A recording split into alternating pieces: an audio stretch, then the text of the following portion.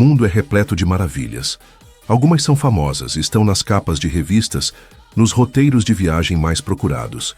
Mas outras vivem apenas nas memórias de quem as viu. No vídeo de hoje, vamos embarcar juntos numa viagem pelos lugares mais bonitos do mundo, mas com um olhar especial. Aquele olhar de quem valoriza o simples e o natural.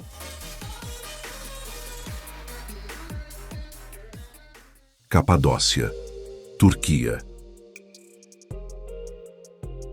No coração da Anatólia, onde o tempo não se move em linha reta, mas em espirais de pedra e silêncio, encontra-se um lugar onde a terra parece sussurrar histórias milenares.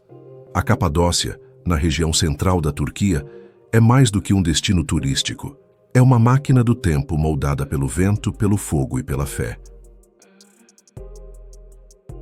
Do alto, o mundo se revela em tons de ocre e dourado, com chaminés de fadas que se erguem como guardiãs de um tempo esquecido. Vistas de cima, essas formações geológicas não parecem reais. São como esculturas vivas, criadas pela dança entre o magma e os milênios. A Capadócia nasceu da fúria. Milhões de anos atrás, vulcões como o Hérsies e o Hazan entraram em erupção, cobrindo a região com cinzas e lava. Com o passar do tempo, essas cinzas se solidificaram, formando um tipo de rocha macia, chamada tufo. E foi sobre esse terreno moldável que a chuva, o vento e o gelo esculpiram um dos mais extraordinários cenários naturais do planeta. Não é exagero dizer que aqui a Terra fala. Imagine caminhar por túneis estreitos, com passagens secretas e poços de ventilação que descem dezenas de metros sob a terra. Ali, famílias, animais e soldados conviviam em espaços organizados, com cozinhas, igrejas, escolas e até cemitérios. Em tempos de perseguição religiosa, como nos primeiros séculos do cristianismo, essas cidades subterrâneas eram santuários de resistência e fé. É um espetáculo que hipnotiza, mas também provoca reflexão. Porque há algo profundamente humano nesse desejo de voar, de ver o mundo de cima, de tocar o horizonte. Na Capadócia, esse desejo ganha forma, e mesmo que o voo dure apenas alguns minutos, a memória permanece. Como se parte de nós tivesse ficado lá no alto, entre o vento e o silêncio. Por baixo da terra, o passado murmura. Por cima dela, o futuro flutua. E no meio disso tudo, a Capadócia respira. Uma respiração profunda, pausada, que atravessa milênios. Neste solo, já marcharam exércitos, meditaram monges, esconderam-se povos. Aqui, o Império Hitita floresceu. Os persas deixaram suas marcas. Os romanos construíram estradas. E os bizantinos, igrejas esculpidas.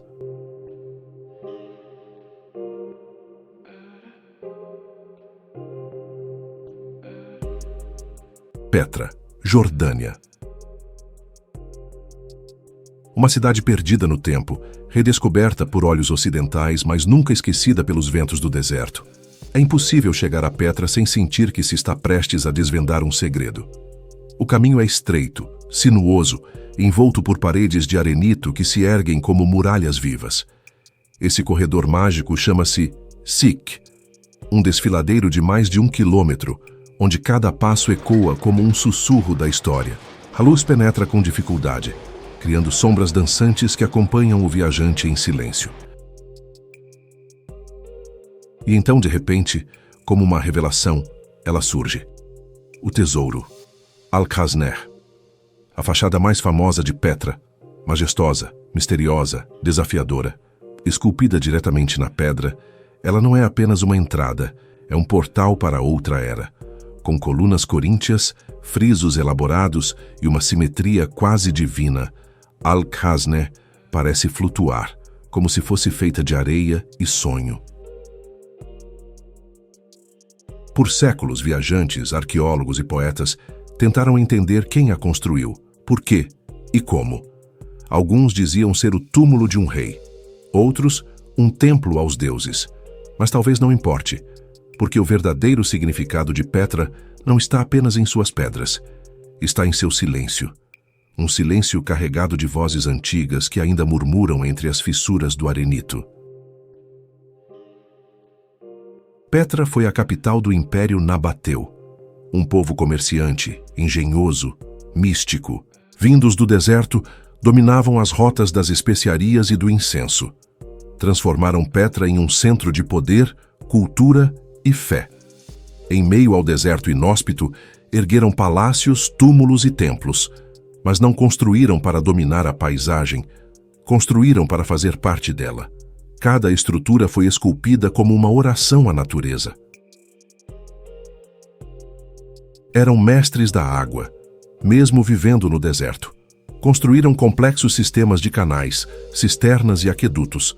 Guardavam cada gota como um tesouro sagrado. A água para os nabateus não era apenas sobrevivência, era símbolo de civilização. E foi essa capacidade de domesticar o deserto que os tornou lendários. Grande Muralha da China. Ela serpenteia como um dragão de pedra sobre as montanhas, desafiando o tempo, o vento e o esquecimento. A Grande Muralha da China não é apenas uma construção, é um sussurro contínuo de impérios passados, uma cicatriz no solo que conta histórias de medo, ambição e permanência. Ao vê-la, sentimos não apenas sua grandiosidade física, mas a densidade de seu silêncio. Com mais de 20 mil quilômetros de extensão, ela não foi construída de uma vez, nem por um só imperador. É uma colcha de retalhos arquitetônicos, costurada ao longo de mais de 2000 anos, por diferentes dinastias, com diferentes técnicas e propósitos. Mas todas tinham algo em comum: a necessidade de proteger, de isolar, de afirmar poder. Dizem que é a única obra humana visível do espaço, mas essa é apenas uma das muitas lendas que a cercam. Porque a verdade mais impressionante da muralha não está na distância que percorre, está naquilo que representa. Cada pedra carrega o peso de milhares de vidas. Cada torre de vigia é um grito preso no tempo. No século III a.C., o imperador Qin Shi Huang, o mesmo que mandou construir o exército de terracota, teve um sonho: unificar a China sob um só comando. E com esse sonho veio o medo de invasões, dos Xiongnu, dos povos nômades do norte. A solução? Unir as antigas muralhas regionais e criar uma barreira colossal contra o desconhecido. Mas a construção não foi feita por máquinas. Foi feita por mãos calejadas, sangrando, em jornadas de fome e frio. Estima-se que milhões de trabalhadores tenham sido forçados a erguer a muralha. Soldados, camponeses, prisioneiros, intelectuais. Muitos morreram durante as obras, e seus corpos, diz a tradição, foram enterrados ali mesmo, dentro da muralha, tornando-se parte dela. É por isso que, para alguns, a Grande Muralha também é um túmulo sem fim, um monumento não apenas à engenharia, mas ao sofrimento humano. E ainda assim ela resistiu. Ergueu-se sobre os desertos, cruzou rios, escalou montanhas. Adaptou-se ao relevo como uma criatura viva, estendendo seus braços de pedra pelos 4 cantos do norte da China. Deserto do Atacama, Chile. Há lugares na Terra que desafiam o que entendemos por vida. Considerado o deserto mais seco do mundo, fora das regiões polares, o Atacama é um campo de extremos. Em algumas áreas, a chuva pode não cair por décadas. O céu é de uma clareza quase sobrenatural. E a terra, rachada, avermelhada, fossilizada, parece tão antiga quanto o próprio tempo. Mas ao contrário do que se espera, o Atacama está longe de ser morto. Aqui o silêncio tem camadas, e cada uma delas guarda sinais de uma vida que resiste, que se adapta, que respira no limite, cactos que florescem no impossível, flamingos que dançam sobre lagos de sal, e formações rochosas que parecem esculpidas por deuses pacientes. O dia no Atacama começa com um silêncio frio. O sol se ergue sobre as montanhas dos Andes com uma luz dourada que tinge tudo de vermelho. As sombras são longas, dramáticas. O ar é rarefeito. O chão, ainda adormecido, começa a aquecer lentamente. E então, o deserto desperta, sem pressa, como um gigante que espreguiça suas dunas e vales. O Vale de la Luna, por exemplo, parece algo saído de outro planeta. Suas formações esculpidas pelo vento e pela erosão lembram paisagens lunares, daí o nome. Ao caminhar por suas trilhas, tem-se a sensação de estar na superfície de Marte. Não por acaso, o Atacama já foi usado pela NASA para testar equipamentos destinados a missões interplanetárias. E quando o sol se põe nesse vale, o espetáculo é quase litúrgico. O céu se pinta com laranjas, púrpuras e azuis que parecem dissolver a realidade. As rochas mudam de cor, como se fossem vivas. O vento canta entre as pedras, e o mundo todo parece pausar, hipnotizado por uma beleza crua, ancestral, intocada. No coração do deserto está San Pedro de Atacama, uma vila pequena, feita de adobe, onde o tempo corre devagar. Ruas de terra batida, fachadas simples, mas olhos atentos. É a base para os viajantes que vêm de todas as partes do mundo, em busca do inexplicável. Aqui, o moderno encontra o milenar, o mochileiro cruza com o arqueólogo e o céu encontra a alma. Lago Bled, Eslovênia. No coração dos Alpes Julianos, escondido como um segredo guardado pelas montanhas da Eslovênia, repousa um espelho cristalino que há séculos fascina reis, poetas, viajantes e sonhadores. Seu nome é Bled, um lago de origem glaciar, envolto em névoas matinais e lendas ancestrais. Um lugar onde o tempo parece desacelerar, como se a própria natureza decidisse respirar mais devagar. O Lago Bled não é apenas um corpo de água, é um santuário, é memória líquida. Com pouco mais de 2 quilômetros de extensão e uma profundidade que atinge quase 30 metros, o Lago Bled é modesto em dimensões, mas grandioso em simbolismo. Ele repousa como uma joia emoldurada por colinas verdes e montanhas cobertas por florestas, que se tornam douradas no outono e imaculadamente brancas no inverno.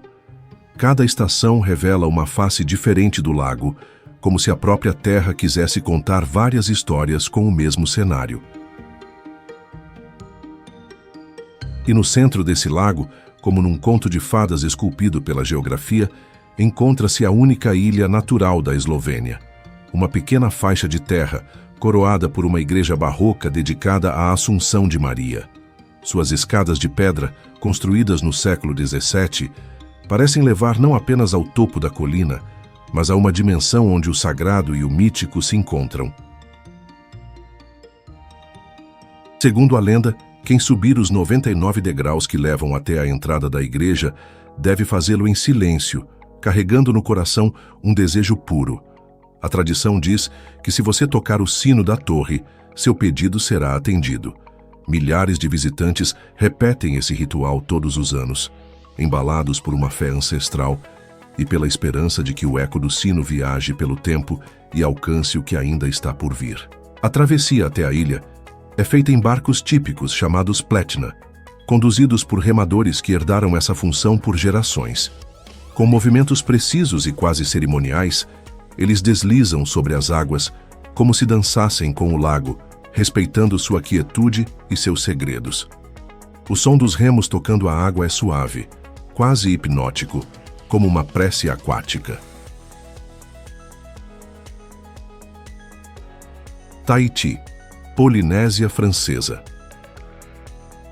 O Tahiti, a maior ilha da Polinésia Francesa, ergue-se como um poema esculpido em pedra vulcânica, com suas montanhas verdes cobertas por névoas e suas lagoas que cintilam sob o sol como joias líquidas. Ali, cada amanhecer é uma pintura viva.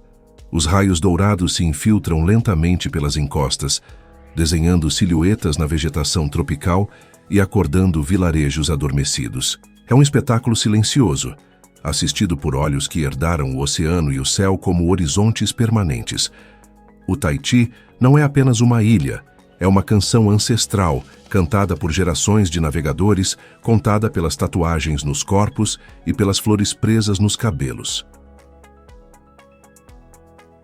Muito antes dos primeiros europeus avistarem estas terras, o povo maori já navegava por estas águas, guiado apenas pelas estrelas e pela intuição herdada dos deuses. Vieram de ilhas distantes, enfrentando mares imprevisíveis em canoas duplas construídas com mãos hábeis e fé inabalável.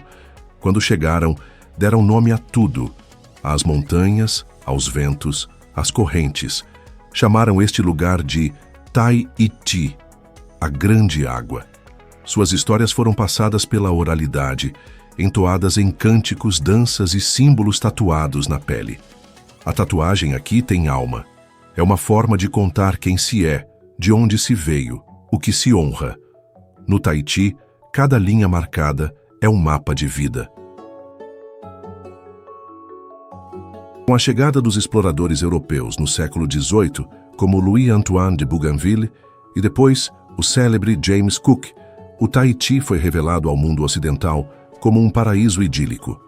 Os relatos falavam de um Éden onde a natureza era generosa, o clima constante e o povo acolhedor.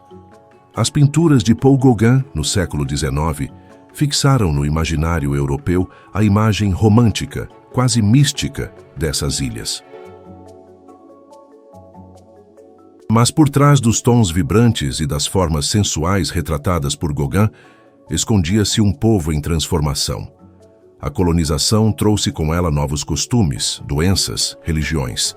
Trouxe o francês como língua oficial e a imposição de uma nova ordem.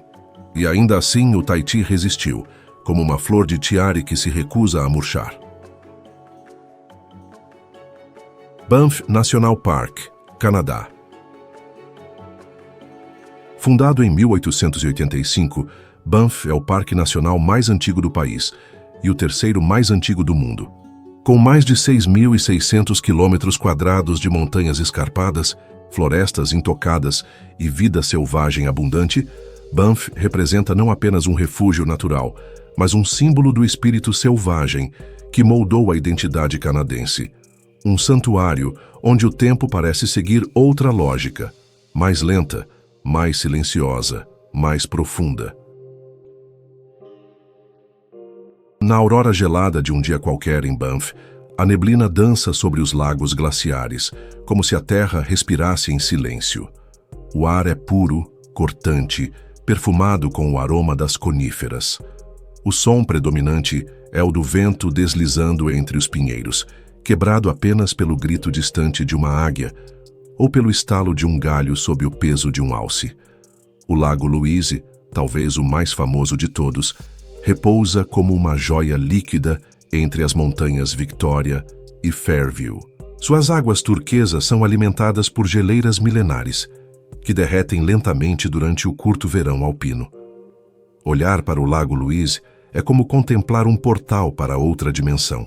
Uma dimensão onde a beleza existe em estado bruto, selvagem, sem filtros.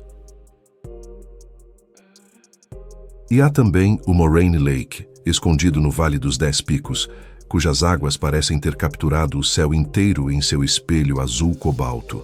Rodeado por montanhas imponentes com cumes nevados, é um lugar que deixa até os viajantes mais experientes sem palavras.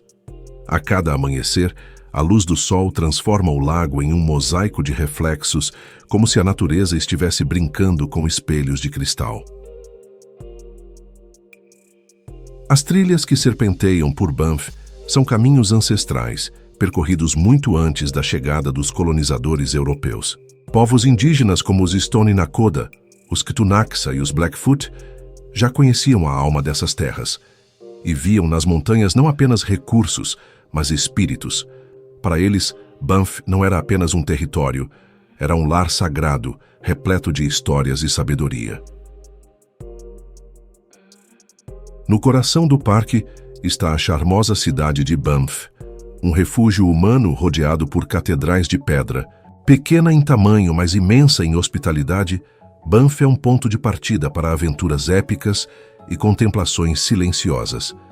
Cafés aconchegantes se alinham nas ruas principais, misturando o aroma de café com a promessa de histórias que nascem após longas caminhadas pelas trilhas. Palawan, Filipinas. No coração do Sudeste Asiático, onde as águas do Mar da China Meridional beijam as margens de um arquipélago intocado, repousa um santuário natural chamado Palawan, um lugar onde a natureza ainda dita o ritmo da vida e o tempo parece escorrer mais devagar, como se respeitasse o silêncio das florestas tropicais e a sabedoria ancestral das montanhas de calcário. Aqui, a natureza é exuberante, abundante e absolutamente imponente. A vegetação rasteira cede espaço a árvores gigantes que parecem sussurrar histórias antigas aos ventos do Pacífico. As águas transparentes revelam jardins de corais, cardumes hipnotizantes e um universo submarino que pulsa com vida, como se cada gota de mar contivesse um segredo não revelado. El Nido, uma das regiões mais famosas de Palawan, é um espetáculo de rochas calcárias esculpidas pelo tempo que emergem abruptamente do mar, formando uma catedral natural dedicada à beleza. As lagoas escondidas entre as falésias são portais para outro mundo.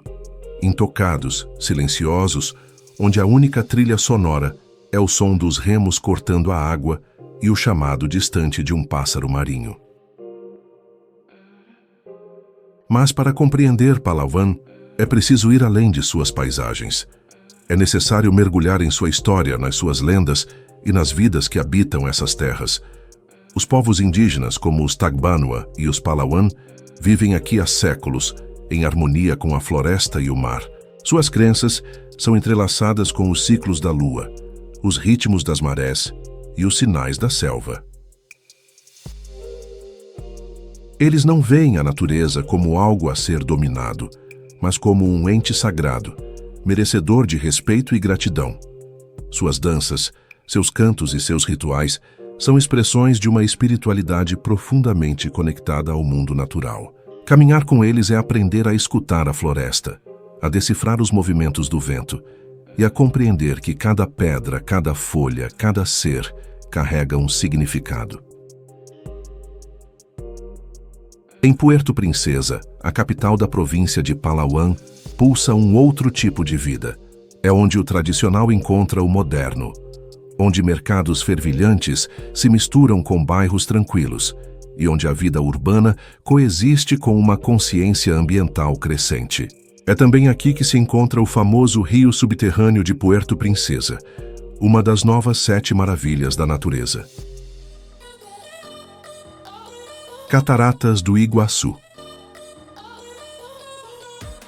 No ponto exato onde Brasil e Argentina se entrelaçam por um fio de água transformado em abismo, ergue-se uma das maravilhas mais impressionantes do planeta, as Cataratas do Iguaçu, um colosso de energia e beleza que desafia os sentidos e silencia até mesmo os espíritos mais inquietos. A palavra Iguaçu vem do Tupi-Guarani. Irubitun significa água. Iguaçu quer dizer grande. E não há nome mais apropriado, porque o que se descortina diante dos olhos não é uma simples cachoeira, mas um espetáculo de 275 quedas d'água que se desdobram ao longo de quase 3 quilômetros de extensão, formando uma cortina líquida viva, em constante transformação. Ali, onde o rio Iguaçu decide precipitar-se com violência e poesia, a natureza se revela em seu estado mais bruto, mais selvagem, mais sublime. As águas, em seu movimento ininterrupto, parecem desafiar a gravidade, mergulhando em um balé caótico e hipnótico, que ora ruge como uma fera, ora sussurra como um segredo milenar. A garganta do diabo é o coração desse templo líquido. Uma garganta profunda, em forma de U, onde a água despenca com força avassaladora, criando uma nuvem permanente de névoa que sobe aos céus como um incenso natural e forma arcos-íris etéreos que dançam ao vento, como bênçãos invisíveis aos que se atrevem a chegar perto. Ali, o som não é apenas escutado, ele é sentido. Vibra no peito, ecoa nos ossos, toma conta de todo o corpo. É como se a terra gritasse, como se a própria criação relembrasse sua força primordial. E diante dessa força, o ser humano se vê pequeno, frágil, mas também parte de algo infinitamente maior. As cataratas do Iguaçu não são apenas uma visão, são uma experiência, uma cerimônia em que todos os sentidos são convocados. A brisa úmida que toca o rosto, o cheiro da floresta molhada, o gosto de água no ar, o som que parece preencher o espaço como uma sinfonia ancestral, e a visão. A visão que desafia qualquer descrição, qualquer tentativa de capturar em palavras o que só pode ser verdadeiramente compreendido com o coração aberto. Masai Mara, Quênia. O Masai Mara é a extensão natural do ecossistema do Serengeti, no norte da Tanzânia, e juntos formam uma das maiores áreas de vida selvagem do planeta. Seu nome vem do povo Maasai, habitantes nômades da região, e do rio Mara, que serpenteia pelo território como uma artéria vital. É neste solo fértil e antigo que acontece um dos espetáculos mais impressionantes da Terra, a Grande Migração. Milhões de gnus, zebras e gazelas desafiam rios infestados de crocodilos e predadores astutos em busca de pastos frescos. Um drama ancestral que se repete há milênios, guiado por instintos que desafiam a lógica humana. Durante meses, as planícies ganham vida com o som de cascos pisando a terra, com nuvens de poeira se erguendo no horizonte e com os gritos dos predadores atentos à oportunidade. Leões emboscam silenciosamente. Leopardos se escondem nas sombras. Hienas esperam pelo caos para agir. Cada passo dos herbívoros é uma roleta russa da existência. O céu do Masai Mara também tem seus protagonistas. Águias, abutres e cegonhas acompanham o fluxo da migração como sentinelas do alto. Eles sabem que onde há movimento haverá morte, e onde há morte há alimento. A natureza não desperdiça nada aqui. Cada perda é o ganho de outro. O equilíbrio se mantém, mesmo que à custa do sangue. Mas o Mara não é apenas sobre os animais. É também sobre as pessoas que convivem com essa natureza, que compartilham o território com leões e elefantes, e que, há gerações, aprenderam a respeitar o ciclo da vida. Os Masai caminham com suas túnicas vermelhas vibrantes, lanças nas mãos, olhos atentos e passos firmes. Eles não apenas vivem no Mara, eles pertencem a ele. Suas histórias, suas canções, seus rituais, tudo ecoa a paisagem ao redor. Eles conhecem os cheiros do vento, os sinais das nuvens, o rugido de cada felino. Para eles, cada animal é um irmão, um espírito, e cada morte uma conversa entre o mundo físico e o espiritual. Dubrovnik, Croácia. Fundada no século VII, Dubrovnik cresceu entre os penhascos da costa dálmata, protegida por muralhas medievais que, mesmo hoje, se mantêm como guardiãs silenciosas de um passado grandioso. Caminhar por suas ruas é mais do que atravessar uma cidade antiga. É como cruzar o tempo. Os sons dos passos sobre as pedras, os ecos dos mercados antigos, os sussurros das histórias que se desenrolaram entre aqueles becos apertados ainda parecem reverberar nas paredes. No coração da cidade, a Estradum se estende como uma veia principal. Sua calçada de pedra calcária, tão polida por séculos de movimento humano que brilha sob o sol, guia os olhos e os passos de quem chega. Ao seu redor, palácios barrocos, igrejas renascentistas e fachadas góticas contam em silêncio os capítulos da República Marítima que um dia rivalizou com Veneza. Dubrovnik, no auge, não era apenas um porto comercial. Era um símbolo de diplomacia, inteligência e independência. Mas a beleza de Dubrovnik não se resume à sua arquitetura. Ela pulsa em cada gesto de seu povo, em cada sabor de sua cozinha, em cada canção que ecoa nos eventos culturais que tomam conta das praças nas noites de verão. A cidade é uma sinfonia de tradição e resistência. Durante séculos, enfrentou invasões, terremotos, cercos e guerras, e sobreviveu a todos. Talvez por isso, há em seu ar um sentimento de orgulho silencioso, uma reverência constante ao passado. Do alto das muralhas, o olhar se perde entre os telhados alaranjados e o mar sem fim. As muralhas de Dubrovnik, com quase 2 quilômetros de extensão, são como uma cicatriz bela, marcando a pele da cidade com as lembranças de tempos difíceis e a força para seguir. De cada torre, a vista se revela como um quadro. De um lado, as montanhas da Dalmácia, do outro, o mar que parece não ter fim. É impossível não sentir um arrepio ao lembrar que essas pedras presenciaram momentos de glória e dor. Durante o cerco da cidade nos anos 1990, na Guerra da Independência da Croácia, Dubrovnik foi atingida por bombas, mas resistiu.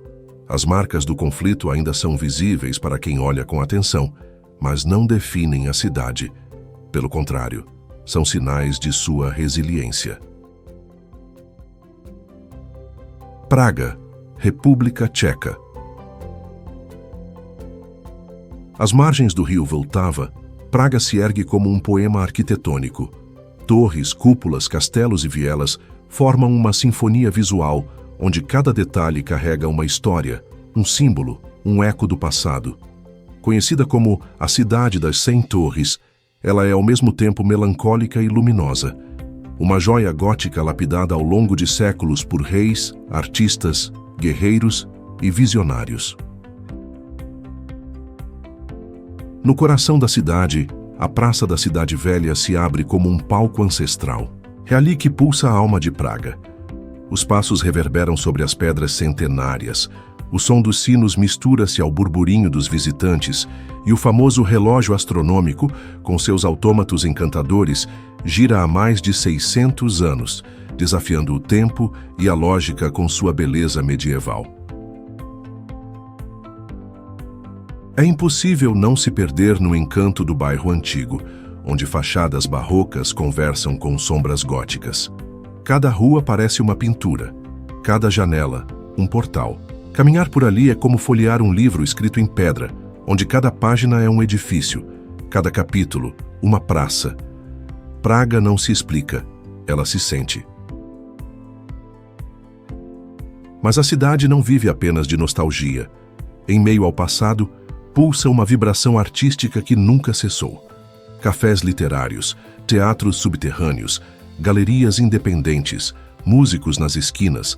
Praga é também refúgio de criatividade.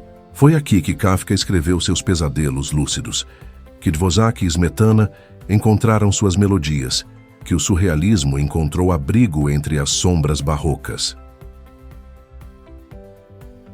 A Ponte Carlos, talvez o símbolo mais icônico da cidade, liga muito mais que duas margens. Ela conecta o tempo, a fé, o poder. Construída no século XIV, sob ordem do rei Carlos IV, a ponte carrega em suas pedras o peso de séculos e em suas estátuas a alma de santos e reis que testemunharam guerras, revoluções e celebrações. Ao atravessá-la, o viajante não apenas caminha, ele é conduzido por uma corrente invisível de história. No alto da colina de Hradčany, o castelo de Praga se impõe com majestade. É o maior castelo antigo do mundo, uma cidade dentro da cidade, um reino feito de pedras e séculos. Desde o século IX, ele assiste imóvel à transformação de um povo e de um país. Lá dentro, a Catedral de São Vito ergue suas torres como mãos que tocam o céu. E ao entrar em seu interior, a luz filtrada pelos vitrais colore o silêncio, como se cada raio contasse uma oração. Praga também é feita de contrastes. Em suas ruas, o medieval se mistura ao cubismo, o Art Nouveau beija o funcionalismo e a arquitetura comunista dos tempos da Tchecoslováquia ainda se impõe como cicatriz urbana. Cada fachada é um testemunho de uma era. Cada praça, uma crônica de resistência. Ilhas Galápagos, Equador. As Ilhas Galápagos, um arquipélago perdido no azul profundo do Oceano Pacífico, onde o tempo parece desacelerar e a vida selvagem segue um ritmo próprio, alheio ao frenesi do mundo moderno. A cerca de 1.000 quilômetros da costa do Equador continental, este conjunto de ilhas vulcânicas representa um dos santuários mais extraordinários da biodiversidade do planeta. Ao pisar nessas terras, Darwin ficou intrigado com a variedade de espécies que, embora semelhantes entre si, apresentavam pequenas, porém marcantes, diferenças de ilha para ilha. Tentilhões com bicos distintos, iguanas que nadavam como peixes, tartarugas gigantes com carapaças moldadas pelo relevo de cada ilha. Tudo parecia contar uma história que até então ninguém havia compreendido por completo. Mas para entender a magia das Galápagos, é preciso ir além do mito darwiniano. O arquipélago é composto por 13 ilhas principais, 6 menores e mais de 100 ilhotas e rochedos, cada uma com personalidade própria, cada uma abrigando formas de vida que não existem em nenhum outro lugar do mundo. A origem dessas ilhas é puramente vulcânica. Nas profundezas da Terra, o magma rompeu a crosta oceânica e ergueu montanhas submersas que, com o tempo, emergiram como ilhas. Mesmo hoje, o arquipélago ainda está vivo, literalmente. Algumas de suas ilhas continuam sendo palco de atividade geológica intensa. Na Ilha Fernandina, por exemplo, considerada a mais jovem e a mais ativa vulcanicamente, rios de lava esculpem novas paisagens a cada erupção. É um lembrete constante de que a Terra aqui ainda está em construção. Os fluxos incandescentes descem pelas encostas e se encontram com as águas frias do Pacífico numa dança ancestral entre fogo e mar. E mesmo nesse ambiente inóspito, a vida floresce. As iguanas marinhas, criaturas pré-históricas cobertas de escamas escuras, dominam as pedras negras ao sol. São os únicos lagartos do mundo que aprenderam a nadar em mar aberto, mergulhando em busca de algas marinhas. Uma adaptação tão específica que só poderia surgir em um lugar tão isolado. Yellowstone, Estados Unidos. Yellowstone, um nome que evoca imagens de terras intocadas, de fumaça subindo do solo, de bisões cruzando planícies douradas sob céus infinitos. Localizado no coração das montanhas rochosas, entre os estados de Wyoming, Montana e Idaho, Yellowstone não é apenas o primeiro parque nacional dos Estados Unidos. É o primeiro parque nacional do mundo, um símbolo do que significa preservar a natureza e confiar que ela sabe viver sem a mão do homem. Criado em 1872, Yellowstone é mais do que um marco histórico. É uma fronteira viva entre o que é selvagem e o que é civilizado. Um santuário de geologia em ebulição, de fauna grandiosa, de ecossistemas tão vastos quanto delicados. Um lugar onde a terra respira, se move e se revela em sua forma mais primal. Ao chegar em Yellowstone, a primeira coisa que se nota é o cheiro, um leve aroma sulfuroso no ar. A marca de que o solo sob seus pés não está adormecido. Debaixo da superfície existe um supervulcão, uma gigantesca câmara magmática que alimenta mais de 10.000 características geotérmicas, incluindo géiseres, fontes termais, fumarolas e piscinas efervescentes. É a maior concentração desse tipo de atividade em todo o planeta. Old Faithful é o mais famoso de todos os géiseres. Seu nome, Velho Fiel, vem da previsibilidade com que entra em erupção, aproximadamente a cada 90 minutos.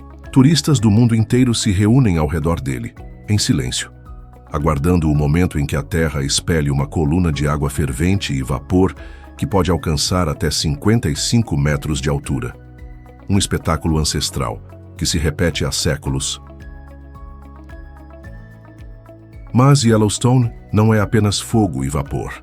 É também água em movimento. O rio Yellowstone corta o parque como uma artéria viva, alimentando cachoeiras de tirar o fôlego, como as icônicas Lower Falls, que despencam de uma altura de quase 100 metros no Grand Canyon de Yellowstone, um vale de rochas multicoloridas que parecem pintadas à mão pelo tempo. É difícil não se emocionar diante daquela paisagem. O canyon, esculpido ao longo de milhares de anos pela força da água e do gelo, reflete tons de dourado, vermelho e âmbar. Dizem que foi ele quem deu nome ao parque. Yellowstone, Pedra Amarela. E ali, onde o som das quedas d'água ecoa entre as falésias, a grandiosidade da natureza se impõe com reverência. Maui, Havaí. Maui, um nome que soa como uma canção antiga trazida pelo vento. Uma ilha onde mitos caminham lado a lado com a realidade. Onde a terra respira, o mar canta e os deuses parecem ainda sussurrar através dos ventos. Localizada no coração do Havaí, Maui é ao mesmo tempo selvagem e acolhedora, remota e viva, uma tapeçaria de contrastes tecidos pelo tempo, pelo fogo e pelas ondas do Pacífico.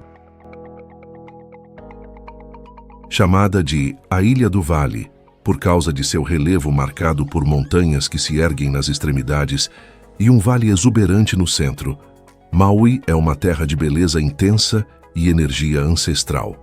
Aqui, cada praia tem um espírito. Cada trilha, uma história.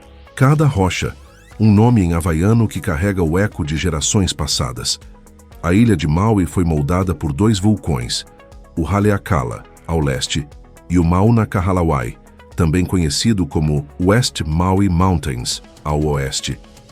Com o tempo, os fluxos de lava desses gigantes se encontraram, criando o Istmo Central e formando a ilha como a conhecemos hoje.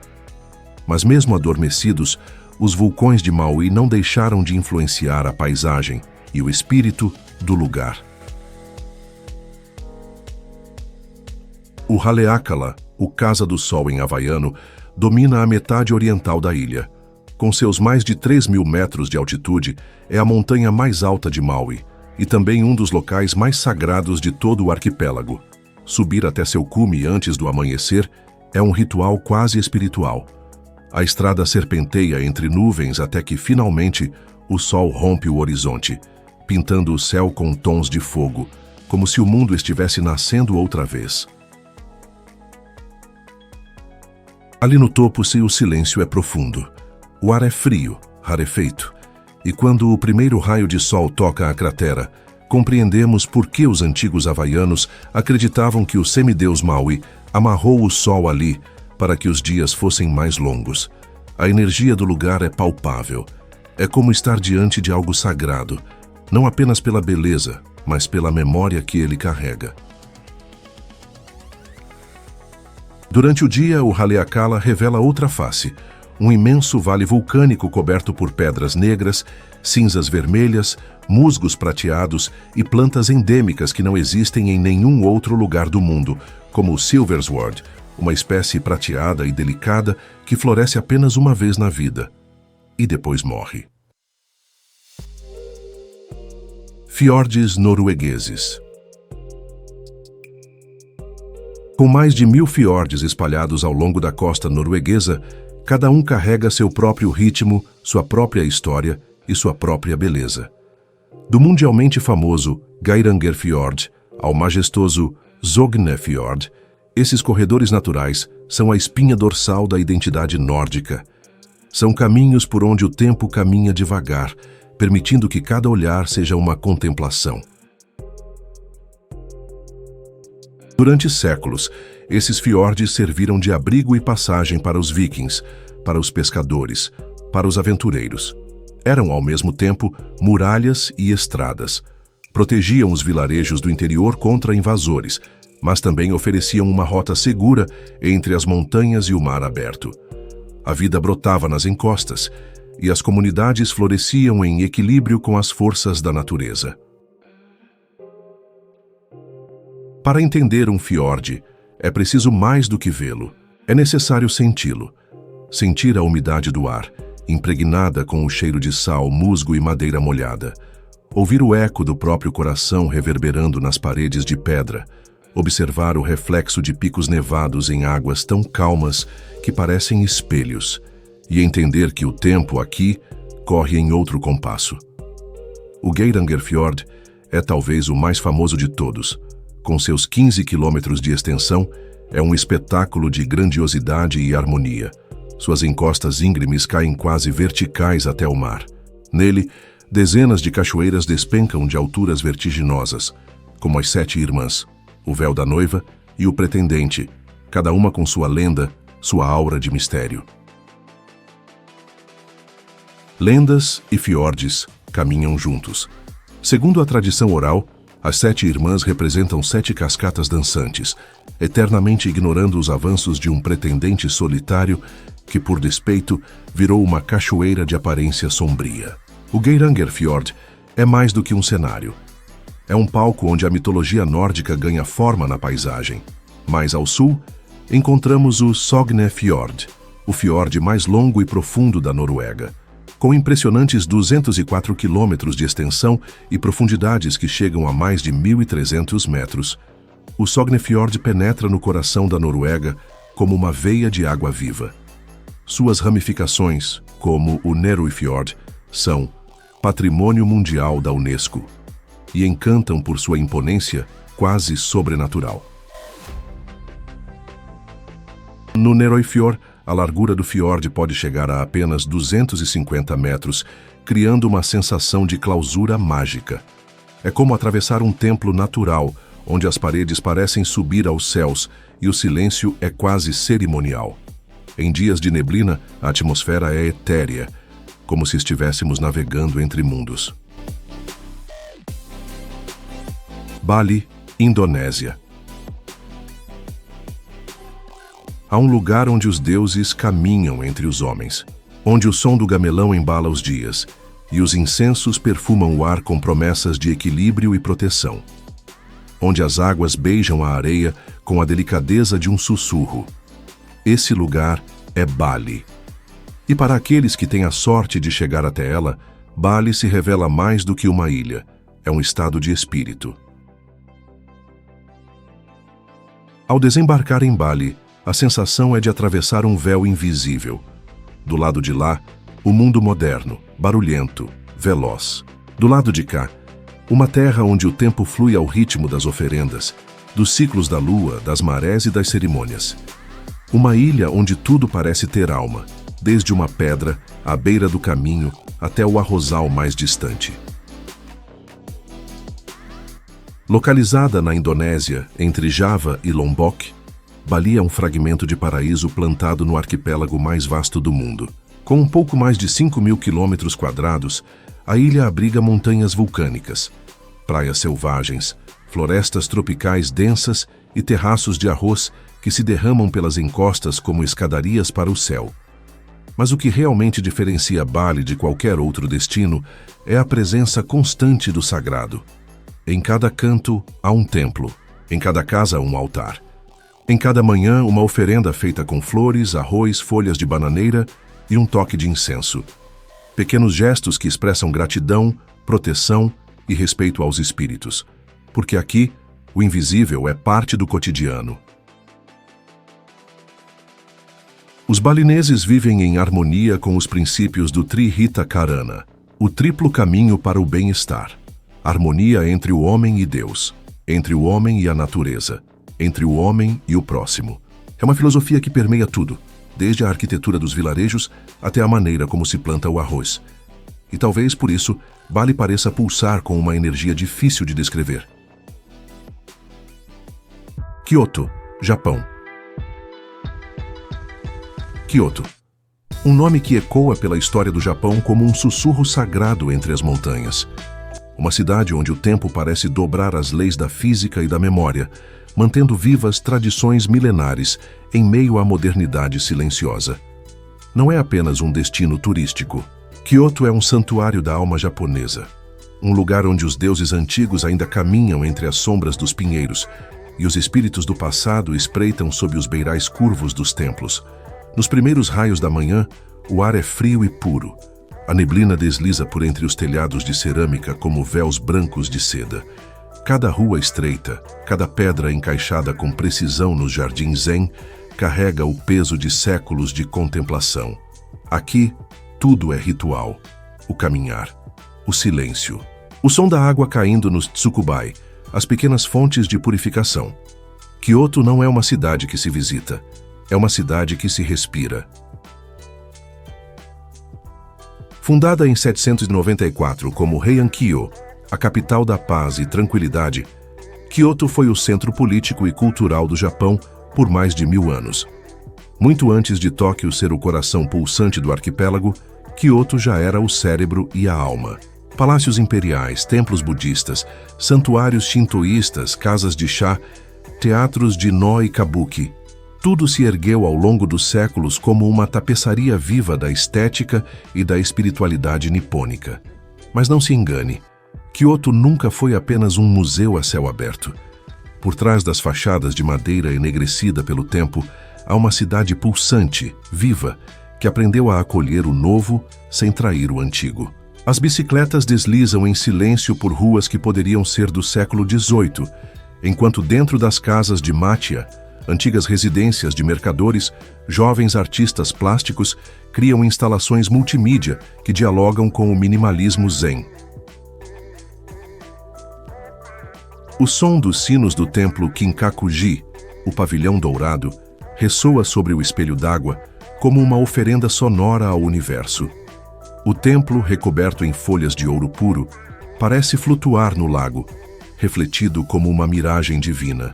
Ao seu redor, os pinheiros curvados como mãos em oração e as pedras milimetricamente posicionadas no jardim compõem uma paisagem que não se vê, mas se sente. Antelope Canyon, Estados Unidos. No coração do deserto do Arizona, entre as vastidões áridas da reserva indígena Navajo, esconde-se um dos lugares mais surpreendentes e hipnotizantes do planeta, o Antelope Canyon, um santuário de pedra esculpido pelo tempo, pela água e pelo vento. Um templo natural onde a luz dança em silêncio sobre paredes ondulantes de arenito, criando um espetáculo que parece ter sido pintado à mão pelos deuses do deserto. O nome Antelope remete aos antílopes que outrora corriam livres pela região.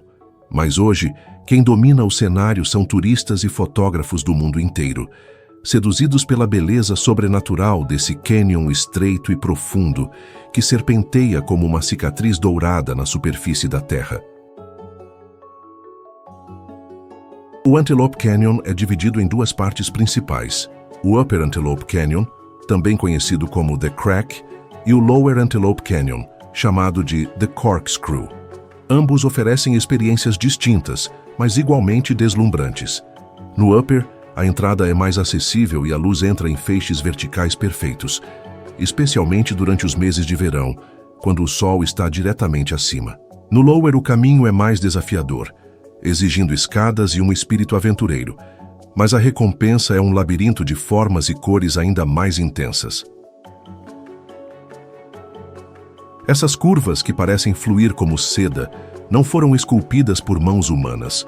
Foram milhões de anos de erosão, chuvas torrenciais e enchentes relâmpago que moldaram o Antelope Canyon, camada por camada, com a paciência implacável da natureza.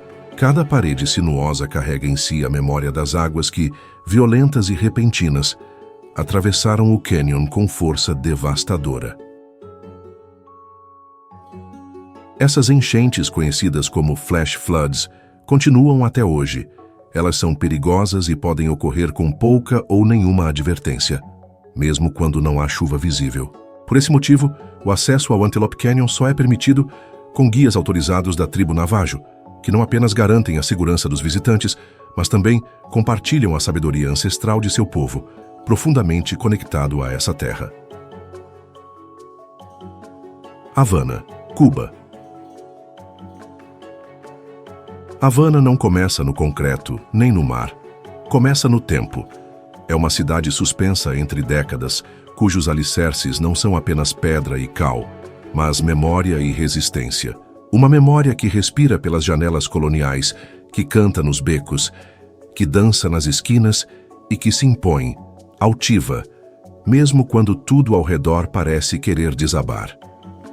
Fundada em 1519 pelos espanhóis, San Cristóbal de la Habana começou como um posto avançado no Novo Mundo, mas logo se transformou num dos portos mais estratégicos do Caribe.